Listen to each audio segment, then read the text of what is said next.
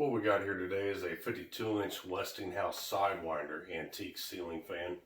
This one here dates to sometime, I guess, between 1910 and 1920, somewhere in that ballpark. The fan is manufactured in Newark, New Jersey. These things are either manufactured in Pittsburgh, Pennsylvania, or Newark, New Jersey. This is a Newark, New Jersey unit. This fan I got off eBay. Paid a decent chunk of change for it, but I've always wanted one of these. And this fan here was a restoration in progress when I got it. Someone in the past plated the bottom plate with brass. I think the canopy is solid brass and it was polished already when I got it. But the top of the motor, where the blades attached to and the blade irons were all stamped or stripped of all of its original paint. These blades are not original. The original blades were a little bit more rounded at the edges, and they were scalloped on the inside of the blade to help form with the fleur-de-lis blade irons. These were, I think, made specifically for this fan sometime back in the 80s when this thing was restored or attempted to be restored. So like I said, I got this off eBay, and unfortunately it got damaged in shipping. What happened was the seller set the fan upside down in the bottom of the box for the motor itself, and didn't have the downrod coupler on the fan that's on top. So what happened was that the motor shaft, which basically holds the entire fan up, the threads were completely damaged because it wore through the bottom of the box and it was on the bottom of the truck, so the freaking threads just got completely destroyed, so I couldn't even put the fan together, to say the least. And when I opened up the fan, the motor shaft was also pretty much marred up from being used, having a pipe wrench or channel locks or tongue and groove slip joint pliers or whatever. Tried to take it off in the past and completely marred up the inside of the motor shaft, so had a new one machined for this fan. The original electronics were missing when I got it, so what I did was I used a series of capacitors to facilitate a 3-speed pull chain operation. The fitter that's on the fan came with the fan, but the globe I provided myself. It's an antique globe, sometime from the 30s, I guess.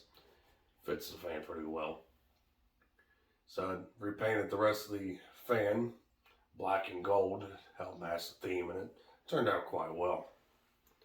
So without further ado, let's go ahead and get this thing started and see what it does. So start off with the light.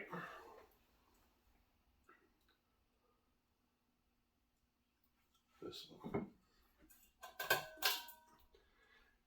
And we're going to power the fan up, starting up here on low.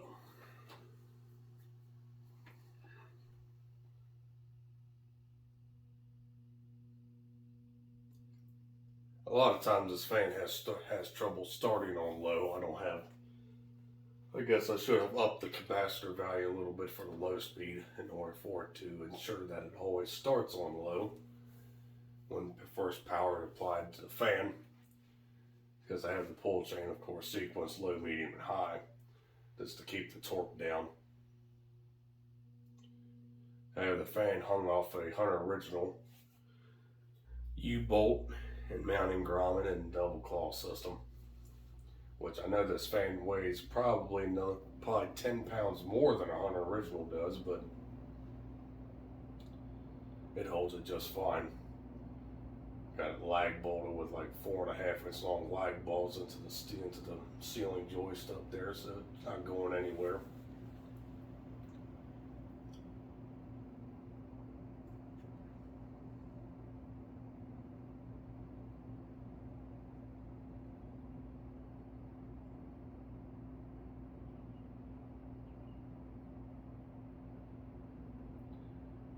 So the fan's got a pretty decent aesthetic glow speed here, which I've pretty much wanted when I was playing with the capacitor values for low here.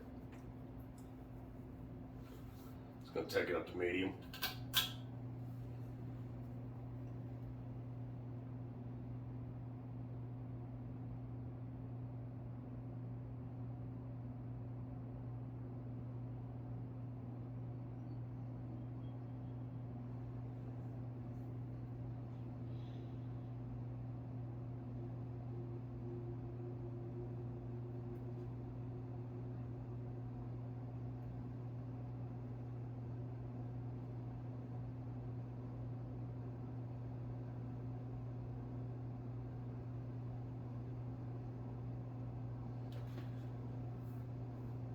Medium speed, we're already doing around 170 RPM.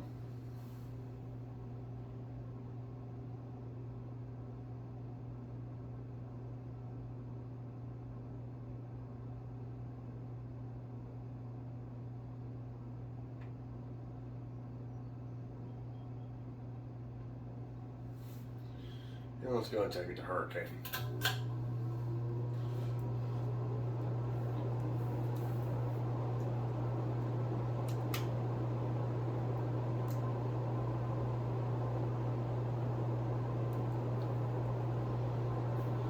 High speed, we're probably doing around 220 RPM.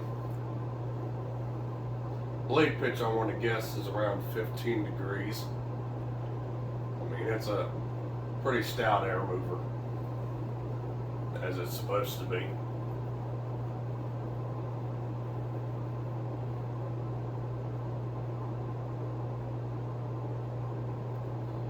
Airflow wise, are probably doing a little bit more than a 4-blade Hunter original.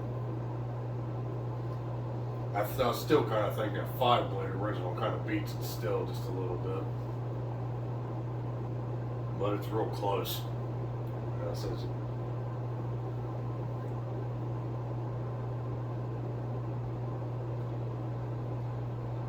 Yeah, we'll go ahead and fire it off, watch it coast. Turn the light back on. Yeah, this fan originally was solid black. I'll be willing to bet. Even the lower plate down, like I said, that was plated sometime in the 80s. Solid black blade irons. And it would have had a 3-speed snap switch right on the bottom of the fan where the light kit is. And the speeds were controlled with a speed coil that was mounted in the stator of the motor. So like I said, all that was missing when I got it.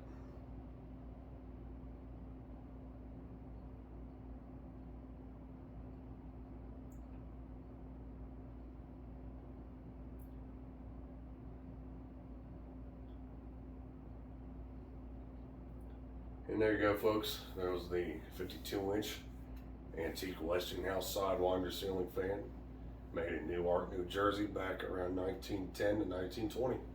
So thanks for watching, and I do hope you enjoyed this video. And like always, we'll be seeing you next time.